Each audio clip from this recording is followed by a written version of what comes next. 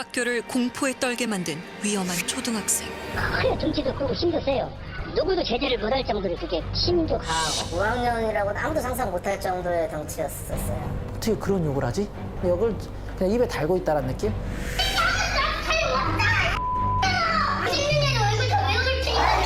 이제 학교 와서 그걸 안 두겠다고 그걸 협박을 했다니까. 좀 무서워서 와서 또 무슨 일을 저지를까. 아, 이거 뭐야?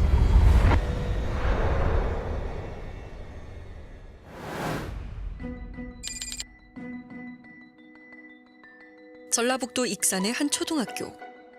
평화로웠던 아침 등교길이 경계태세에 들어간 지도 벌써 한 달째. 무슨 일이 있었던 거죠? 아이들이 무사히 등교한 후 학부모들의 대책 회의가 열렸습니다. 잠을 못 자고 악몽 못 꾼다고? 네, 이 사건 이후에 좀 힘든 상황이에요. 다른 건 떠나서 아무튼 그 아이에 대한 약간 공포? 이런 게 좀 크다고 얘기를 하시더라고요. 트라우마가 너무 심하기 때문에 우리가 항상 엄마 아빠들이 긴장해가면서 어떠한 사태에 대비를 해야 되는지 그런 것들만 고심하고 있어요. 익산의 한 초등학교 학생이 학생들을 폭행하고 교사를 폭언하는 사건이 교사와 학생, 학부모들이 불안에 떨고 있다고 합니다. 지난달 전국을 떠들썩하게 했던 교실 난동 사건. 이 사건 뉴스로 접했거든요. 저도 보고 충격이었어요. 모든 일은 지난 5월. 12살 윤수가 이 학교로 전학을 오며 시작됐습니다. 아, 뭔가 분위기가 심상치 않아요. 등교 첫날부터 반 친구들을 당황하게 한 윤수. 그 반에서 그 등치 제일 크고 유도를 하는 친구가 있는데 그러고자마자 그한테 가서 네가 이 반 짱이냐고 물어봤다고 그러더라고요. 짱? 가장 힘센 아이를 찾았던 것 같아요. 자기가 뭔가 드러내고 싶어하는, 자기 강함을 드러내고 싶어하는 애들 앞에서 좀 그런 것들이 좀 보였죠. 그래서 애들이 처음에 당황했죠. 왜 저러지? 과한 행동, 막 그런 행동들을 하니까 그래서 애들은 선생님 왜 저래요? 이런 질문도 하고 그랬던 것 같습니다. 다른 친구들과는 조금 달랐다는 윤수. 등교 4일째 되던 날. 그 1교시 쉬는 시간에 이제 길을 같이 걸어가다가 이제 학생을 툭 친 거예요. 이제 그 친구가 왜 때려? 하니까 뭐 하다가 이제 말다툼을 하다가 날라차기를 한 거죠, 바로. 윤수의 일방적인 공격이 이어졌습니다. 이게 무슨 소리냐 하고 봤더니 그 아이가 또 그 아이한테 또 달려들고 있는 거예요. 그래서 제가 그걸 제지했더니 이제 그 아이가 그때부터 네가 뭔데 나를 제지하느냐 라고 시작하면서 이제 욕설과 함께 이제 그 사건이 시작됐죠.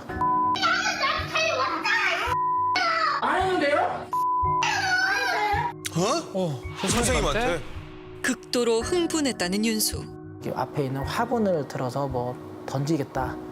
또 급식실을 가면서 급식실에 칼을 가져와서 저 선생님 찔러 죽여버리겠다. 약간 찔러버리겠다. 이렇게 이제 교장 선생님한테 협박을 한 거죠, 사실은. 교장 선생님까지 달려와 윤수를 말렸다는데요. 얼마 후 마음이 조금 진정됐는지 윤수는 다시 교실에 들어와 자리에 앉았습니다. 선생님 수업하세요. 제가 수업 들어드릴게요. 이제 그런 식으로 또 다시 건드는 거예요, 선생님을. 덜어드릴게요. 아이고. 수업을 방해하기 위해서 이제 태블릿에서 뉴스 음악을 틀더라고요. 듣고 나면 떠오르는 것들을 좀 생각해 보세요. 먼저 첫 번째. 노래 좋다. 노래가 너무 좋아요. 신나요. 아. 그 노래 좋은데? 야, 노래 들으면서 하자, 노래 들으면서. 이 친구도 조금만 배경음악이다 생각하고 들어주세요. 그럴 수 있어. 얘들아, 이거 건드리는 애들은 대가리 때릴 테니까 알아라. 야, 저거는 협박인데요. 저런 무섭죠, 아이들이. 아이고, 세상에.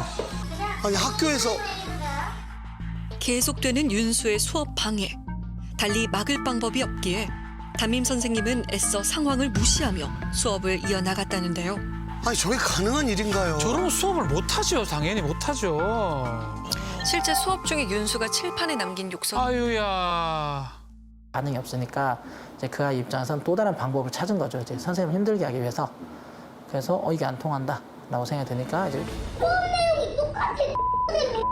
이가 뭐냐? 난 수시라니 너 욕할 수 있어. 할머니 씨 같은 안녕하세요. 이거 수업이다. 들어줄 테니까. 아우. 선생님이 계속 욕을 듣고 있으니 이거 좀 찍어야 한다라는 생각이 들었던 거예요. 그 애들 나름대로 생각이. 그래서 갑자기 핸드폰을 꺼내서 이제 그 아이가 욕하는 것들을 막 촬영하기 시작했죠. 그랬더니 이제 그 아이 더 이제 흥분을 하는 거죠. 얘들아, 그리고 지금 녹음하고 있는 거 보이니까 하든지 말든지 해. 내 얼굴 다 외워줄 테니까. 아이 무서워라. 아이고. 급기야 반 아이들을 위협하는 윤수. 아, 애들은 얼마나 충격을 많이 받았을까? 그렇게 윤수의 난폭한 행동은 3교시까지 이어졌습니다. 이야, 어떻게.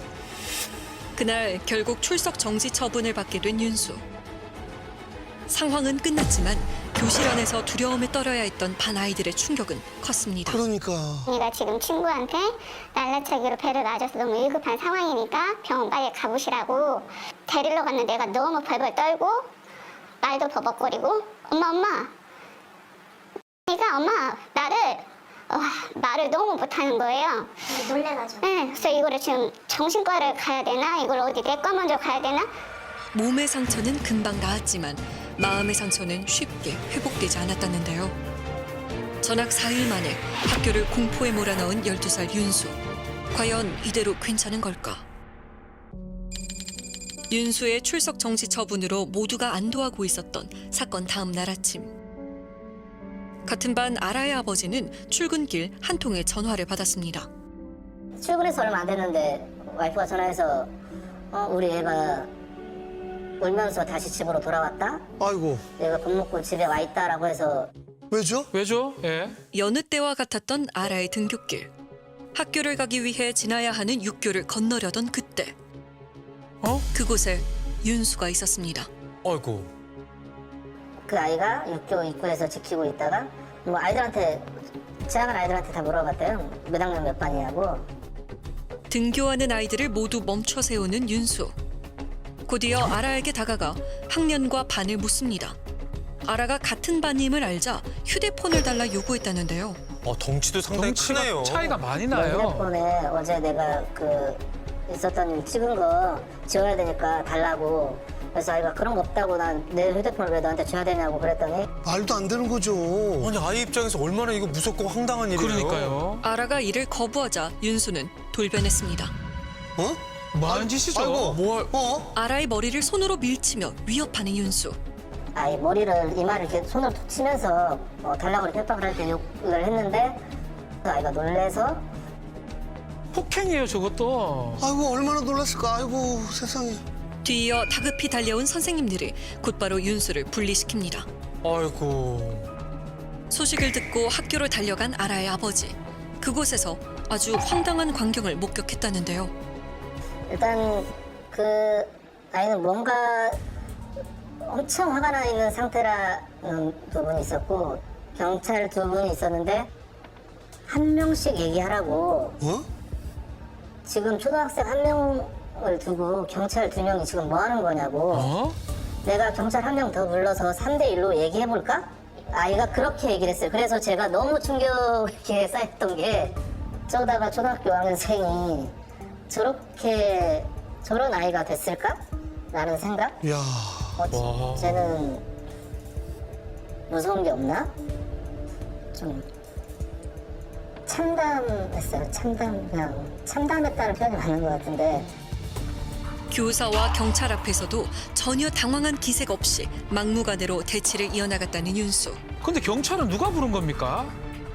나중에 들어보니까 그 아이가 이제 항상 학교에서 경찰을 요청한 게 아니라 그 아이가 계속 경찰에 신고해서 요청을 했다고 하더라고. 그래서 온 경찰들이라고 하더라고요. 학교로 경찰을 출동시킨 사람이 다름 아닌 윤수라는 것. 진짜 신고 전화를 하네요. 그런데 윤수의 경찰 신고는 이번이 처음이 아니었습니다. 제가 지금 여기 초등학교인데요.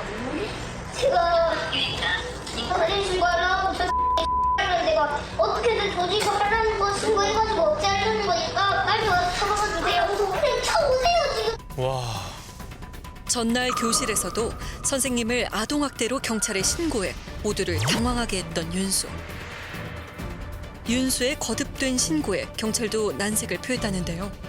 얼마 후 윤수가 귀가 조치되며 상황은 마무리되는 듯 보였습니다. 하지만 평화는 잠시, 교실은 또 한 번 발칵 뒤집어졌습니다. 또 왜요? 같은 반 아이들이 교실에서 함께 기르던 햄스터 몽글이. 햄스터 너무 귀엽잖아요. 귀엽네요. 아이들이 정말 좋아하잖아요. 좋아합니다, 아이들이. 학급 아이들의 사랑을 독차지하던 햄스터가 감쪽같이 사라진 겁니다.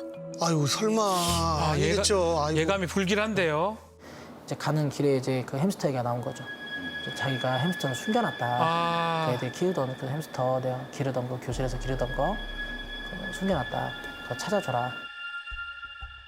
범인은 윤수였습니다. 육교로 향하기 전 먼저 학교에 들른 윤수는 자신이 햄스터를 물통에 담아 어딘가에 숨겨두었다고 말했는데요. 물통이요? 근데 거기에다 이제 햄스터를 집어넣고 뚜껑을 닫아놓으니까 이제 그 안에 있던 햄스터는 죽었죠. 그렇죠. 죽어 있었죠.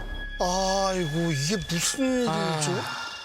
소중한 생명을 앗아가 버린 윤수. 돌보던 햄스터의 죽음을 눈앞에서 목격한 반 아이들의 마음에도 깊은 상처가 남았습니다. 그런데 이 사건에 숨겨진 사실이 하나 있었습니다. 그 많은 아이들 물뚱이 전부 다 가방, 포켓에 있었을 텐데 그걸 꺼내서 했다고 보면 언니가 병원 없는 자리에 걸 꺼내서 한 거잖아요. 이게 무슨 소리죠?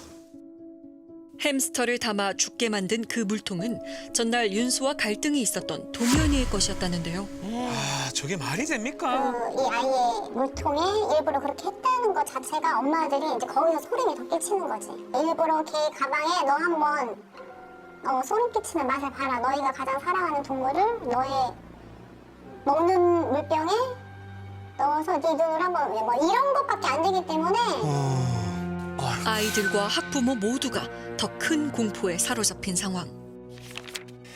윤수에겐 다시 출석 정지 처분이 이뤄졌습니다. 그런데 얼마 후 지역 인터넷 커뮤니티에 이상한 글이 하나 올라왔다는데요. 글의 작성자는 바로 윤수. 아, 이것도 무슨 일이에요? 어머니의 명의로 지역 맘카페에 가입한 윤수는 자신이 학교에서 부당한 일을 당했다며 억울함을 호소했습니다. 야 비방의 개인정보 유출까지. 이를 본 한 학부모의 훈육글에 윤수가 또다시 남긴 댓글. 아니, 뭐라고 한 거예요? 훈육 댓글을 남긴 사람이 선생님이라 의심하며 다음 날 학교로 찾아가 확인하겠다는 내용이었습니다. 보통은 아니다. 그래서 이제 엄마들이 더 겁을 먹은 거죠. 이 아이가 한다면 할 것 같은 거야. 여기 엄마는 그거 보고 한 발자국도 집에서 못 나오겠다고 바들바들 떨더라고. 갑자기 교장선생한테 전화가 막 온 거죠. 걔가 온다는데 어떡하냐, 우리 애들 어떡하냐. 방법이 뭐가 좋겠느냐 해가지고 그러면 현장 체험 학습을 갑시다 해가지고 학교에 들어오지 않고 저 밖에 정류장에서 대기해서 차가 오면 그 차를 타고 갑시다. 아, 윤수를 피해 갑작스레 떠난 단독 현장 학습. 하필 그날은 비가 세차게 쏟아졌습니다. 아이들이 무슨 죄예요? 근데 이제 부모님들은 속상하죠. 그렇게 해서 애들이 학교 밖으로 밀려나서 거기다 비까지 맞고 오니까 더 속상했을 것 같아요. 근데 한 아이 때문에 이제 저희 반 아이들이 다 같이 피신을 피난 간 것처럼. 야 어떻게 이런 일이. 많은 아이들이 전학을 원할 정도로 공포의 장소가 되어버린 학교. 그런데 어머니들 사이에 이렇게 해서 강제 전학이 온 아이라는 사실이 이제 알려졌나 봐요. 그 사건이 있고 나서. 윤수가 이 학교에 오게 된 이유는 바로 강제 전학. 주변인에 대한 폭력과 거침없는 욕설을 이전 학교에서도 똑같이 반복해왔다는 것이었습니다. 대체 윤수는 왜 이런 행동을 하는 걸까? 전문가는 윤수의 시그널에 주목합니다. 아이가 막 소리 지르고 이러는 걸 이제 음성으로 계속 들었거든요. 근데 정말 힘들어해요, 애가. 너무 고통스러워해요. 목소리가 계속 흔들리잖아요. 막 이렇게 덜덜덜덜 떨리고 흔들리는 갈라지는 목소리로 아이가 얘기를 해요. 제가 지금 여기 끌려타고 있으니까 빨리 오든지 좀 놔두든지 알아서 하세요. 그냥 차 오세요 지금. 나 정말 힘들어서 미칠 것 같아요라는 시그널을 애가 계속 보내요. 그러니까 되게 스트레스 풀고 분노를 막 폭발적으로 드러내면서 카타르시스를 느끼는 종류의 아이들도 있거든요.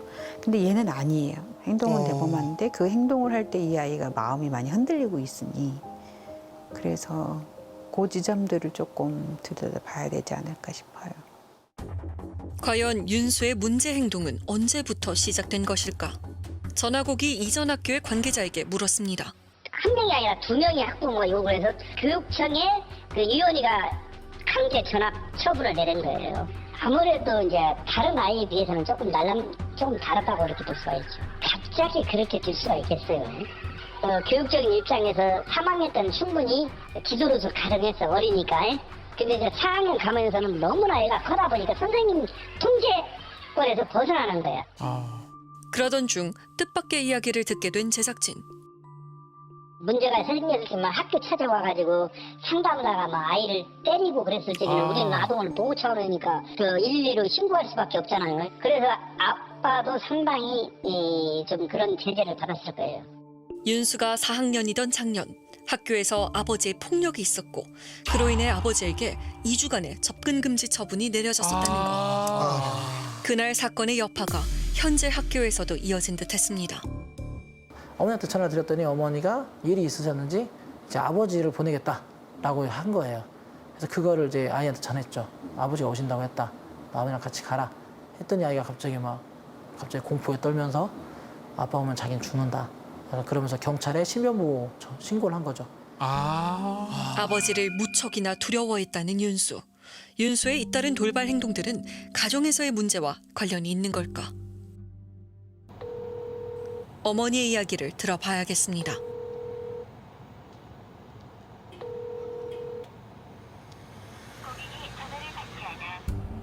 아이를 위해서라도 꼭 만나봐야 할 것 같은데요. 맞습니다. 긴 설득 끝에 드디어 마주하게 된 윤수의 어머니. 만났네요. 먼저 아버지의 폭력에 대한 사실 확인이 필요했습니다. 아버지를 부르겠다, 보호자를 부르겠다 했을 때 굉장히 좀 그거는 학교에서 선생님 앞에서 올라온 이제 아빠 입장에서는 주말에 손을 놓고 혜진한테 말을 더 이상 물어보지. 너 왜 혜진한테 말 그다시 뭐하냐. 버릇없이 거기에 선생님이 있는 데서 아빠 때려나가요. 그 이전에는 뭐 폭력이 있거나 그런 건 아니었던 거. 어머니의 말에 의하면 아버지의 체벌은 단 2차례뿐이었다는 것. 아빠 너무 정신적인 상처 너무 받았어요. 아들한테 신고당하고. 이번 사건에 있어서 아버지가 거의 신경 쓰고 싶지 않대요. 진짜요? 그리고 저는 그거 아빠가 알고 있는지 그것도 모르겠네요. 이후 아버지와 윤수의 관계는 완전히 단절되었다는데요. 그런데 이번 사건에 대해 억울한 점이 있다는 어머니. 이거 왜 그렇게 행동을 했는지 그게 좀 그래요. 좀 억울해요.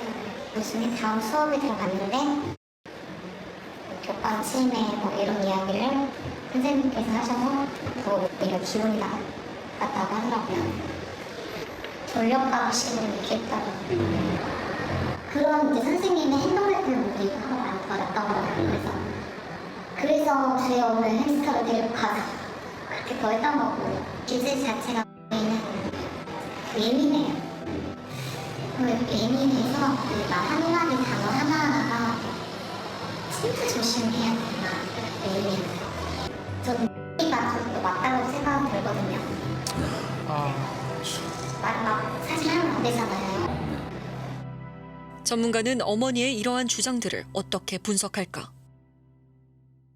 이 어머니의 가장 핵심적인 문제는 이 아이에 대한 통제감을 이미 잃었어요. 우리 아이가 문제가 있긴 해요. 하지만 그건 다 남 탓이에요. 라는 논리를 계속 반복해서 전개를 하세요. 그러니까 내 아이가 오히려 피해자예요. 라는 얘기를 이 어머니는 자꾸 하고 싶어 하는데 자꾸 아이의 편을 들어주시잖아요. 왜냐하면 아이의 편을 들어주면 적어도 아이가 본인은 공격하지 않으니까. 오히려 어머니 마음속 깊은 곳엔 12살 윤수에 대한 두려움이 존재한다는 겁니다. 저도 제가 신고한 적 있어요. 아이를? 네. 뭐라고? 제가 세게 했을 때 더 이상 이제 힘으로 안 되니까 무섭잖아요. 아이가 엄마한테? 네. 안 되니까죠. 더 이상은 안 되니까 세게 했을 때 신고를 한 거죠. 초등학생 아들을 제어할 수 없어 경찰에 신고했었다는 어머니. 가정에서의 훈육이 제대로 이루어지기 힘들어 보입니다. 아빠가 나타나지 않는 것 자체도 되게 인상적이거든요. 도움을 아빠한테 청하는 게 일반적인데 이 어머니는 그렇다고 해서 혼자 해결할 능력도 지금 현재는 적어도 없는 상태인 게 분명해 보이잖아요. 엄마가 그 과정에서 무기력해졌을 수도 있어요. 애초에 이 가정은 스트레스나 문제에 당면했을 때 해결할 수 있는 탄력성이 현저히 부족한 가정이었을 가능성이 높은 거죠. 아이는 가정 내에서 거의 방임되고 있다고 봐야 될 정도일 수도 있어요. 무관심한 아버지와 통제력을 잃은 어머니 사이에서 점점 홀로 고립되어 가고 있는 윤수. 아이를 이대로 둘 순 없습니다. 현재 윤수에겐 출석 정지 처분과 함께 특별교육 이수 조치가 내려졌습니다. 교육청과 연계된 병원에서 심리치료도 받기 시작한 상황. 그런데 이 처분이 끝나고 나면 윤수는 과연 어디로 가야 할까? 학부모들은 아직 윤수를 받아들이기 어렵다고 합니다. 근데 방학이잖아요. 한 달 남았거든요. 방학하고 나서 개학할 때 걔가 딱 나타나면 어떡했어요? 아, 정말 이기적이구나라고 생각하실 수도 있어요. 그 트라우마가 너무 심하기 때문에 같은 공간에서 학습하기는 힘들 것 같아요. 교육청의 입장은 어떨까? 아이 같은 경우에는 학업을 계속 이어갈 수 있는 조건들을 저희도 어머님하고 같이 찾고 있어요. 찾고 있는데 마땅히 딱 이곳이 좋겠습니다. 할 만한 곳이 없는 형편이에요. 그럼 2학기 개학 전에 전까지는 고민해보고 어머니한테 안내도 하고 학교에도 안내하고 그렇게 할 예정입니다. 전문가는 윤수가 다닐 학교를 찾는 것도 중요하지만 근본적인 지원 방안을 놓쳐서는 안 된다고 지적합니다. 어떤 상담을 해주거나 어떤 이런 단편적인 일부분의 지원이 아니라 아이가 상담을 가든지 또 가정에서 어떤 일이 있는지 학교는 잘 다니고 있는지 누군가는 쭉 이 모든 거를 통합적으로 바라보고 도와주거나 아이를 관리하고 옆에 있어줘야 되거든요. 그래야만 아이를 부모도 돕고 이 어떤 누군가도 사례관리자도 도우면서 이걸 같이 지속할 수 있는데 이런 부분에서 계속 이런 사각지대나 이런 사례들이 나오고 있는 것 같아요. 한 아이를 키우려면 온 마을이 필요하다라는 말이 있습니다. 아이가 온전히 성장하기 위해선 그만큼 많은 관심과 애정이 필요하다는 건데요. 윤수가 다시 올바른 길로 돌아올 수 있도록 이제 우리 사회가 윤수와 다른 아이들에게 어떤 역할을 해야 할지 고민하고 또 실천해야 할 때입니다.